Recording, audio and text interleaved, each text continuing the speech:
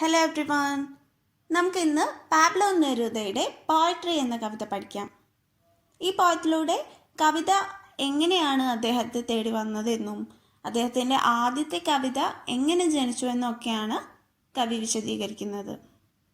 ഒരു കവിക്ക് കവിത എഴുതാൻ എങ്ങനെ പ്രചോദനം ലഭിക്കുന്നു എന്നും കവിത എഴുതുന്നതിന് പിന്നിലെ ഉറവിടങ്ങളെക്കുറിച്ചൊക്കെയാണ് ഈ കവിത നമുക്ക് പറഞ്ഞു തരുന്നത്. ആദ്യം നമുക്ക് നിങ്ങളുടെ ടെക്സ്റ്റ് ബുക്കിലുള്ള ഓതേഴ്സ് പ്രൊഫൈൽ ഒന്ന് നോക്കാം.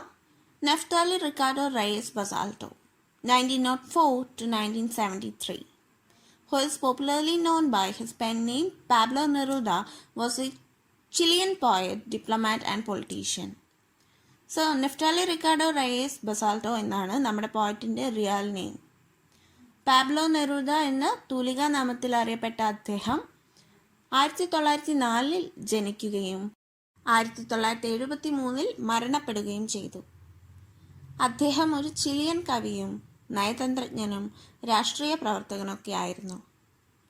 He wrote in a variety of styles and his works include surrealist poems, historical epics, political manifestos and a prose autobiography. തൻ്റെ രചനകൾ അദ്ദേഹം പലതരം ശൈലികളിലും രചിച്ചിരുന്നു. അവയിൽ സൊറിയലിസ്റ്റ് കവിതകൾ, ചരിത്ര ഇതിഹാസങ്ങൾ, രാഷ്ട്രീയ പ്രകടന പത്രികകൾ എന്നിവ ഉൾപ്പെടുന്നു. കൂടാതെ ഒരു ഗദ്യ ആത്മകഥയും അദ്ദേഹം രചിച്ചിട്ടുണ്ട്. He often wrote in green ink, which was his personal symbol for desire and hope. അദ്ദേഹം പലപ്പോഴും എഴുതിയിരുന്നത് പച്ചമഷിയിലായിരുന്നു. ആഗ്രഹത്തിനും പ്രതീക്ഷയ്ക്കുമുള്ള അദ്ദേഹത്തിൻ്റെ വ്യക്തിപരമായ ചിഹ്നമായിരുന്നു അത്. He won the Nobel Prize for Literature in 1971.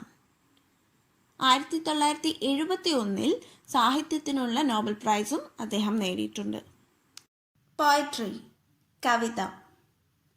And it was at that age, അത് ആ സമയത്തായിരുന്നു. Poetry arrived in search of me. കവിത എന്നെ തേടി എത്തിയത്. I don't know where it came from. എനിക്കറിയില്ല അതെവിടെ നിന്നാണ് വന്നതെന്ന് എനിക്കറിയില്ല. From winter or a river. അത് ശൈത്യകാലത്തു നിന്നോ നദിയിൽ നിന്നോ വന്നു. ശൈത്യകാലവും നദിയൊക്കെ പ്രകൃതിയുടെ പ്രതീകങ്ങളാണ്.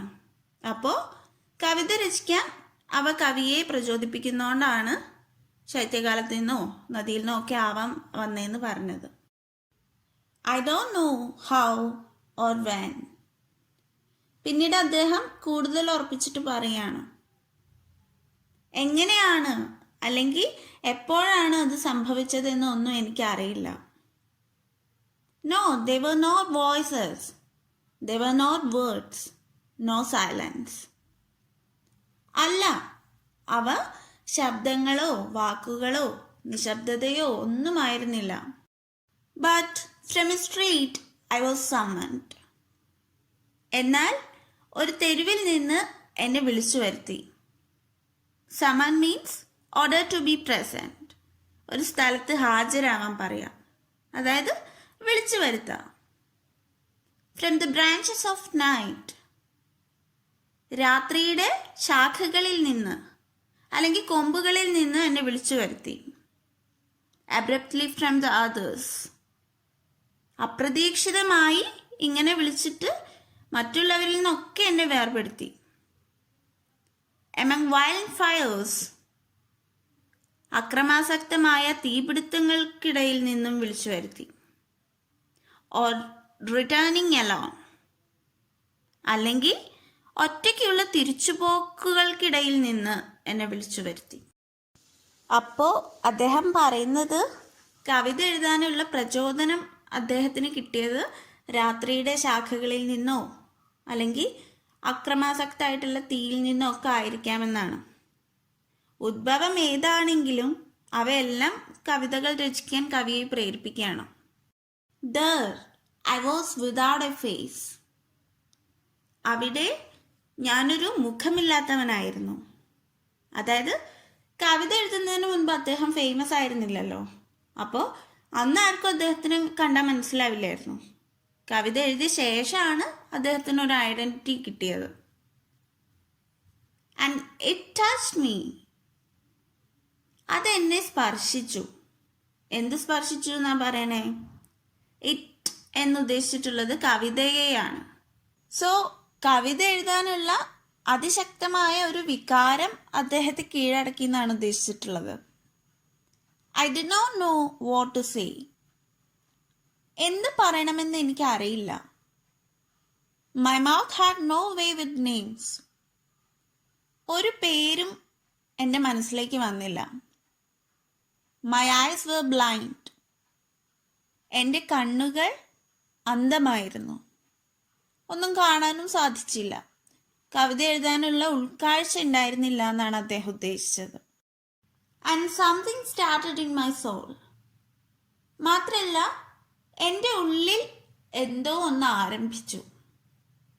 കണ്ണില്ലാതെ കാണുന്നത് പോലാണ് കവിയുടെ അന്തർജ്ഞാനം, അല്ലെങ്കിൽ അദ്ദേഹത്തിൻ്റെ ഉള്ളിലെ അറിവ് എന്നാണ് ഇവിടെ ഉദ്ദേശിച്ചിട്ടുള്ളത്. Fever or forgotten wings. പനി അല്ലെങ്കിൽ മറന്നുപോയ ചിറകുകൾ.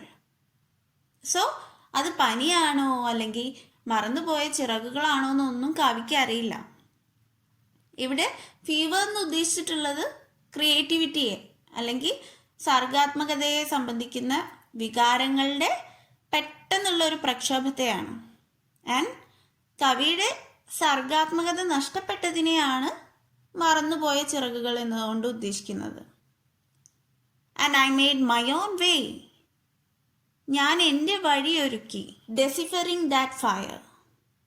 ആ തീയെ മനസ്സിലാക്കിക്കൊണ്ട്. അതായത് കവി തൻ്റെ ഉള്ളിലെ തീയുടെ അർത്ഥം സ്വയം കണ്ടെത്തി. ഡെസിഫ മീൻസ് ദുരൂഹമായ എന്തിൻ്റെങ്കിലുമൊക്കെ അർത്ഥം കണ്ടെത്താം. And I wrote the first faint line.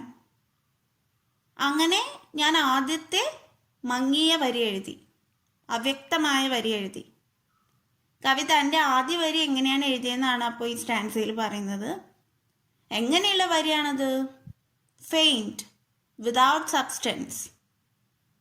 മങ്ങിയ, സബ്സ്റ്റൻസ് ഇല്ലാത്ത, അതായത് കണ്ടന്റ് ഇല്ലാത്ത, സാരാംശം അല്ലെങ്കിൽ അർത്ഥമില്ലാത്ത. പ്യോർ നോൺസെൻസ്, ശുദ്ധ വിഡ്ഢിത്തം. Pure wisdom of someone who knows nothing. ഒന്നും അറിയാത്ത ഒരാളുടെ ശുദ്ധമായ അറിവ്, അതായത് വിഡ്ഢിയുടെ അറിവ്. സോ കവി ഇവിടെ തൻ്റെ കവിതയെ വിശേഷിപ്പിക്കുന്നത് ഒന്നും അറിയാത്ത ഒരു മനുഷ്യൻ്റെ ശുദ്ധ വിഡ്ഢിത്താണെന്നാണ്. അതായത് അദ്ദേഹം ഒരു തുടക്കക്കാരനാണല്ലോ, അപ്പോൾ ഒട്ടും എക്സ്പീരിയൻസ്ഡ് അല്ല എന്നുള്ളതുകൊണ്ടാണ് ഇങ്ങനെ പറഞ്ഞിട്ടുള്ളത്. And suddenly I saw the heavens unfastened and open. പെട്ടെന്ന് ഞാൻ സ്വർഗം അഴിച്ചു തുറക്കപ്പെടുന്നത് കണ്ടു. അൺഫാസ്റ്റൻ മീൻസ് ലൂസൻ, അഴിക്കുക. പ്ലാനറ്റ്സ്, ഗ്രഹങ്ങൾ കണ്ടു.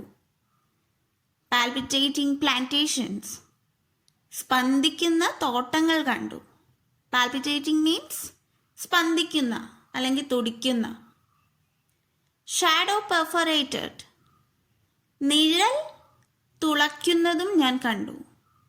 പെർഫറേറ്റ് മീൻസ് തുളയ്ക്കുക. നിഴൽ തുളയ്ക്കുക എന്ന് ഉദ്ദേശിച്ചത് വെളിച്ചം വന്നു എന്നുള്ളതാണ്. അതായത് അദ്ദേഹത്തിൻ്റെ അറിവില്ലായ്മ എന്ന നിഴലിരുട്ടിലേക്ക് അറിവ് വെളിച്ചത്തിൻ്റെ രൂപത്തിൽ വന്നു. Riddle with arrows, fire and flowers, the winding night, the universe. അമ്പും തീയും പൂക്കളും ഭ്രമണം ചെയ്യുന്ന അല്ലെങ്കിൽ ചുറ്റിത്തിരിയുന്ന രാത്രിയും, ആൻഡ് ദ യൂണിവേഴ്സ്, പ്രപഞ്ചം മുഴുവൻ ഞാൻ കണ്ടു. എൻ്റെ ഉള്ളിൽ കടങ്കഥകൾ തീർത്തു.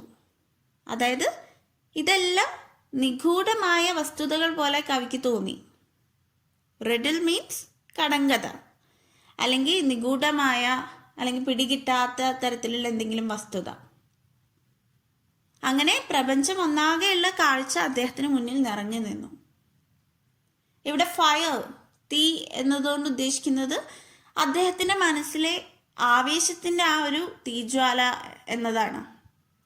ആൻഡ് ഫ്ലവർ, പൂക്കൾ സൂചിപ്പിക്കുന്നത് അദ്ദേഹത്തിൻ്റെ ഉള്ളിലെ creativity, സർഗാത്മകത പൂത്തുലഞ്ഞതിനെയാണ്. And I, infinitesimal being, drank with the great starry void. വളരെ നിസാരക്കാരനായിട്ടുള്ള ആളായ ഞാൻ നക്ഷത്രങ്ങൾ നിറഞ്ഞ വലിയ ശൂന്യതയെ കുടിച്ചു. ഇൻഫിനിറ്റസിമൽ മീൻസ് എക്സ്ട്രീംലി സ്മോൾ, വളരെ ചെറിയ. ഇവിടെ നിസാരക്കാരനായ ആൾ എന്നാണ് അർത്ഥം. സ്റ്റാറി മീൻസ് നക്ഷത്രങ്ങൾ നിറഞ്ഞ, ആൻഡ് വോയിഡ് മീൻസ് ശൂന്യത. അപ്പോൾ നക്ഷത്രങ്ങൾക്കിടയിലെ ശൂന്യത അല്ലെങ്കിൽ നക്ഷത്രം കൂടാതെ ഒന്നുമില്ലാത്ത ഭാഗം എന്ന് പറഞ്ഞിട്ടുണ്ടെങ്കിൽ അപ്പം എന്തായിരിക്കും? ആകാശം അല്ലേ? സോ അങ്ങനെയുള്ള ആകാശത്തിനെ ഞാൻ പാനം ചെയ്തു, കുടിച്ചു എന്നാണ് കവി പറയുന്നത്. ലൈക്ക്നെസ്, ഇമേജ് ഓഫ് മിസ്റ്ററി, നിഗൂഢതയുടെ ഒരു രൂപം പോലെയാണത്. മിസ്റ്ററി മീൻസ് നിഗൂഢത. Felt myself a pure part of the abyss. വലിയ ഒരു ഗർത്തത്തിൻ്റെ ശുദ്ധമായ ഒരു ഭാഗമാണ് ഞാൻ. വലിയ ഗർത്തത്തിനാണ് അബീസ് എന്ന് പറയാം. ആൻഡ് ഇവിടെ അബീസ് എന്ന് ഉദ്ദേശിച്ചിട്ടുള്ളത് പ്രപഞ്ചത്തിനാണ്. അപ്പോൾ താനും ഈ ഒരു വലിയ പ്രപഞ്ചത്തിൻ്റെ ഒരു ഭാഗമാണെന്ന് അദ്ദേഹത്തിന് മനസ്സിലായി. I wheeled with stars. ഞാൻ നക്ഷത്രങ്ങളോടൊപ്പം യാത്ര ചെയ്തു. My heart broke loose on the wind. എൻ്റെ ഹൃദയം വേർപിരിഞ്ഞ് കാറ്റിനോട് അലിഞ്ഞു ചേർന്നു. അദ്ദേഹം കവിതകൾ രചിക്കാൻ സ്വതന്ത്രനായി. സോ കവിതയുടെ ആദ്യ വരി രചിക്കാനായതിലുള്ള സന്തോഷമാണ് കവി ഇവിടെ പ്രകടിപ്പിക്കുന്നത്. അങ്ങനെ നമ്മുടെ പോം കഴിഞ്ഞു. ഇത് വളരെ സിംബോളിക്കായിട്ട് എഴുതിയിട്ടുള്ള ഒരു പോമാണ്. അതുകൊണ്ട് തന്നെ മാക്സിമം സിംപ്ലിഫൈ ചെയ്ത് പറയാൻ ശ്രമിച്ചിട്ടുണ്ട്. എന്തെങ്കിലും ഡൗട്ട്സ് വരികയാണെങ്കിൽ കോമൻറ്റ് സെക്ഷനിൽ പറയുക. And do not forget to like, share and subscribe to our channel. Thank you.